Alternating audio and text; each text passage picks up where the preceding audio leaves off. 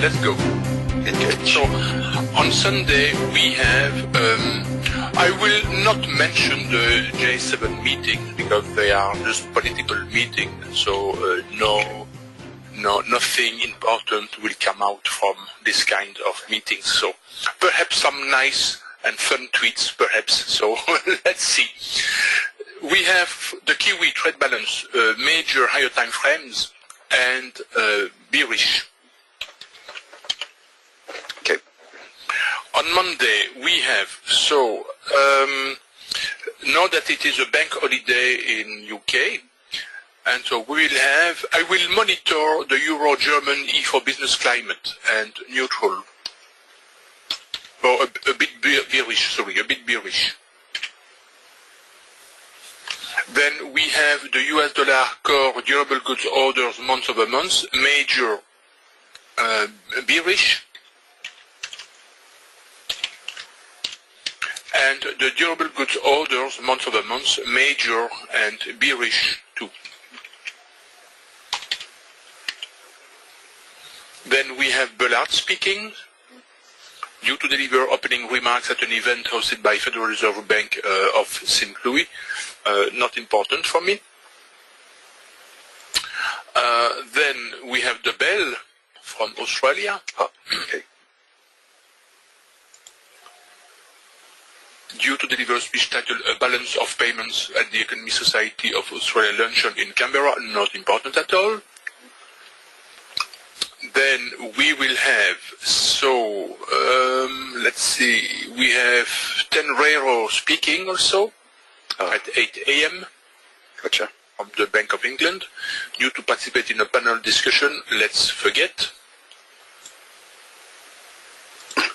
Got it. Then we will have the US dollar CB consumer confidence, major higher time frames. Oh. And major, but bearish, not higher time frame, bearish. Then we will have, that's all for Tuesday. Okay, so on Wednesday. Scroll down a wee bit. I will monitor the Euro-German JFK consumer climate and neutral. Then we have the pound nationwide HPI month-over-month, major bearish. The Euro M3 money supply year-over-year, major higher time frames and a bit bullish. But I do not expect a big surprise. Big surprises are rare with the M3 money supply for the Euro at least. Monitor the Euro-German 10-year bond auction and the crude oil inventories. Then they're done. Yep. Yeah. And that's all for Wednesday. On Thursday, we will have, let's see, I will monitor the Euro-German preliminary CPI month-over-month, so major higher time frames and bearish. Hang on, sorry, German CPI, okay. Yeah, German CPI, yeah. Especially in the context of economy slowing down in Germany. So monitor the Euro-Italian 10-year bond auction. Then we have the CAD current account, major higher time frames to be defined. Then we have the US dollar preliminary GDP quarter-over-quarter, major higher time frames, a bit bearish. Then we will have, let's see, to monitor the US dollar natural gas storage. The trade balance? No. No, because it is the goods trade balance, which is way less important. Okay, sure, all right. I said without okay. And can you scroll down the page, Chris, please? Oh, sorry, sure. So where yeah, okay, that's good. That's all for Thursday, and on Friday we will have,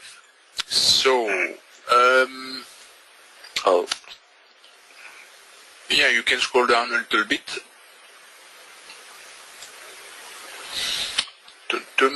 I will still monitor the Euro CPI flash estimate year over year, even if it is a year over year. So I will still monitor it due to the circumstances we are seeing in Europe, and so neutral. So monitor neutral. And same with the core? And same with the core, yeah. Okay. And a bit bullish for the core CPI. Okay. Then we have the CAD GDP month-over-month, major higher time frames, a bit bearish. We have the US dollar Chicago PMI, major bullish.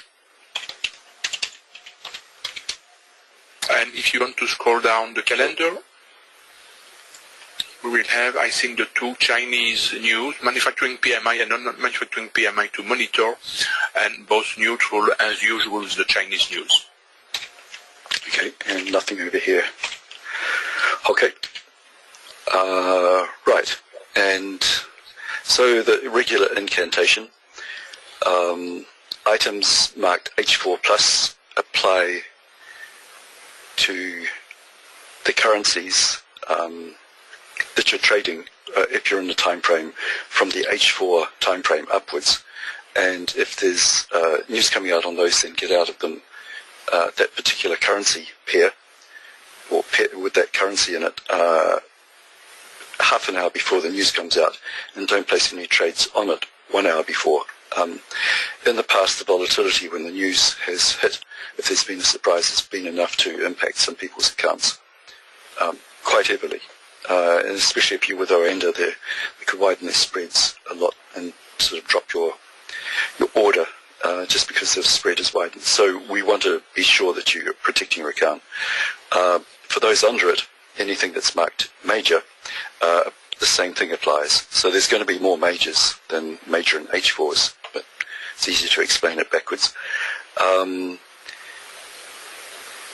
The pairs that have got the US, the euro, and if we didn't see any this week, any with the yen in it, those are the major currencies. And so if there's any major news coming out on those ones, then treat them as if you're in a pair with that particular currency in it.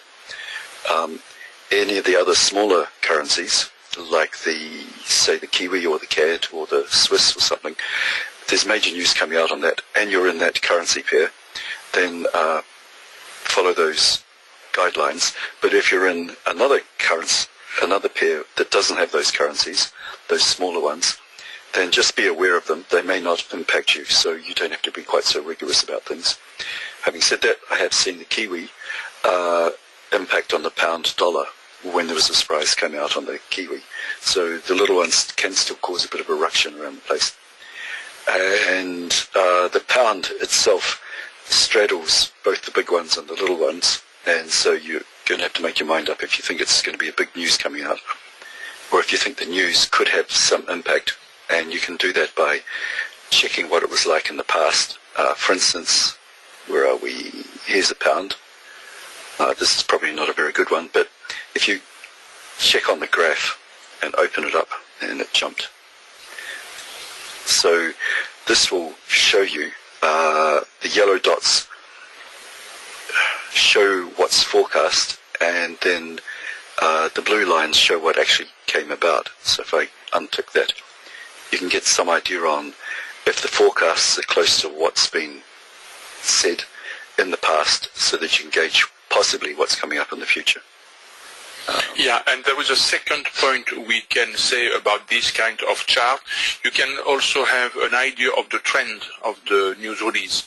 And so you can see if at some point the trend is upward, downward, or going sideways. So you can have an idea of what the release data could be. And so this may help also in your daily bias when we have news releases.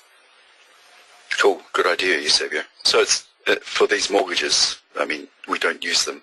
They're not majors or anything, but yeah, but you can take as an example the GDP we have for the US dollar this week. Okay, hang on. Yeah. Jumps around. Where was that? This one? Preliminary GDP, yeah. Okay. And And is it going to jump? No, and you can see for the last 3 months, so the GDP is decreasing, the forecast is decreasing, so we can expect a decreasing GDP, so preliminary GDP. Okay, and it's even forecast as the yellow square on the edge. Yep. And it doesn't have revisions, so that's okay. Okay, thanks for that, Eusebio.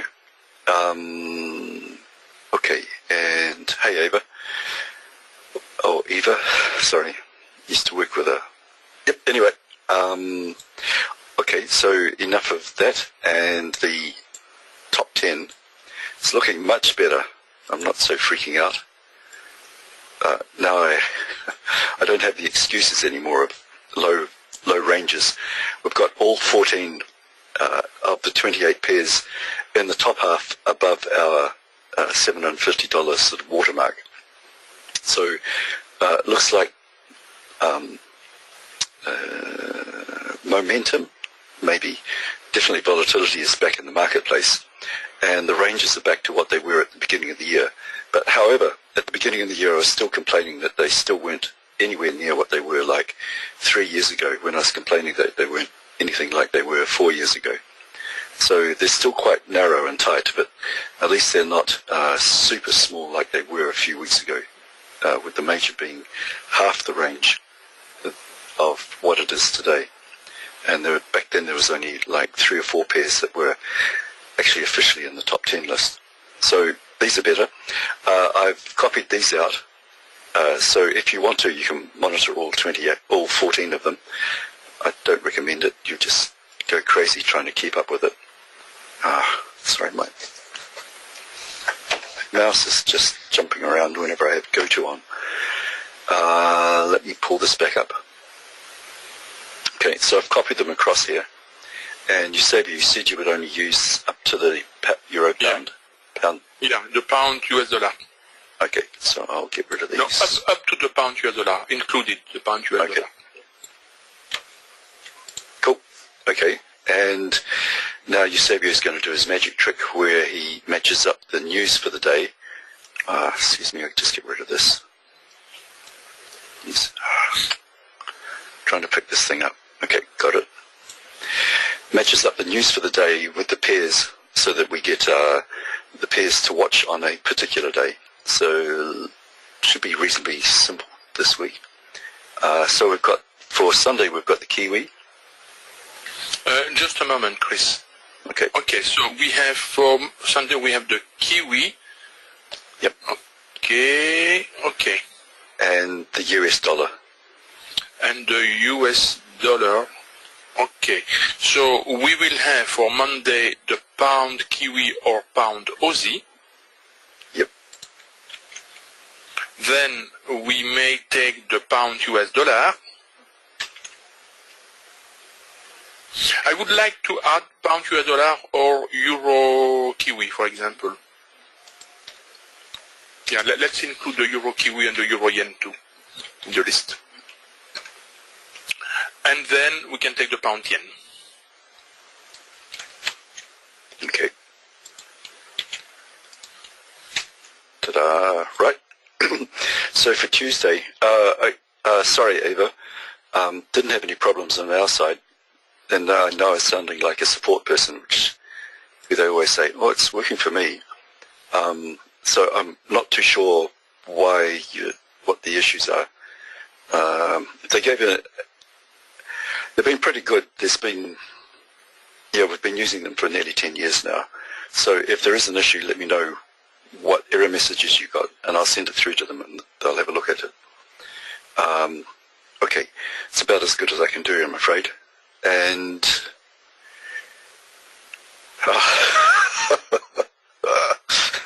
okay, right. Points off for you. We're now into max tokens, so you've just been deducted 5 tokens. I'm sorry. Right, that'll teach you for blaming the wrong thing. So for Tuesday, we have nothing from Monday, and we have on Tuesday the US dollar. The US dollar. Okay, so we will have the pound US dollar. Way down. Okay.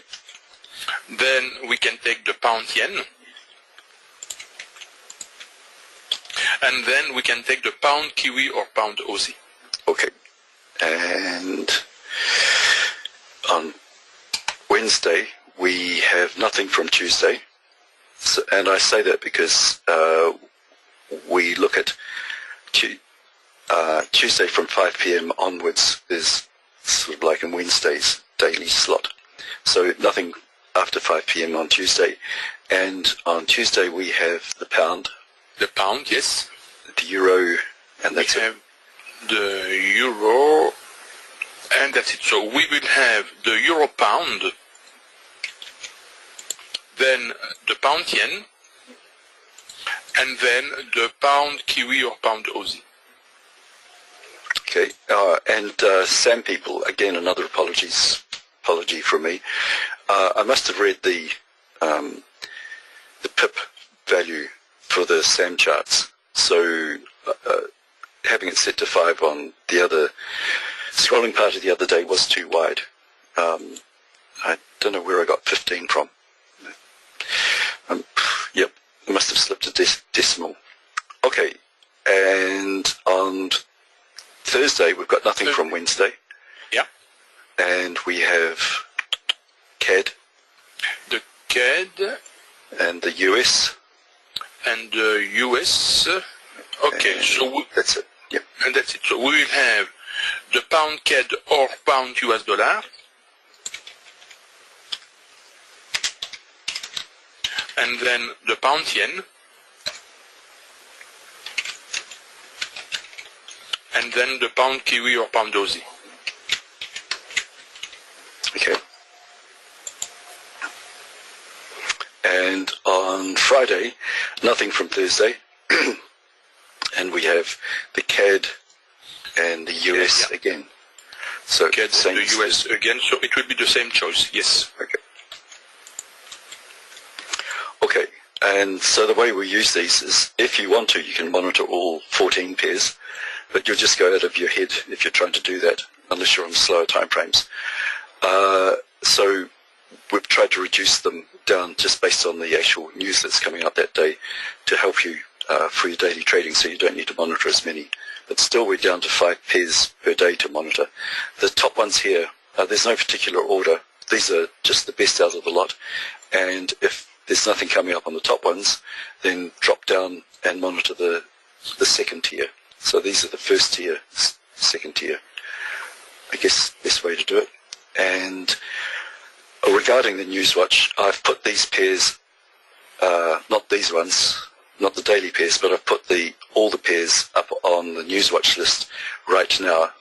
As soon as this session finishes, I'm travelling and won't be back, won't be able to do the NewsWatch list until I get back, which will be in about 24 hours.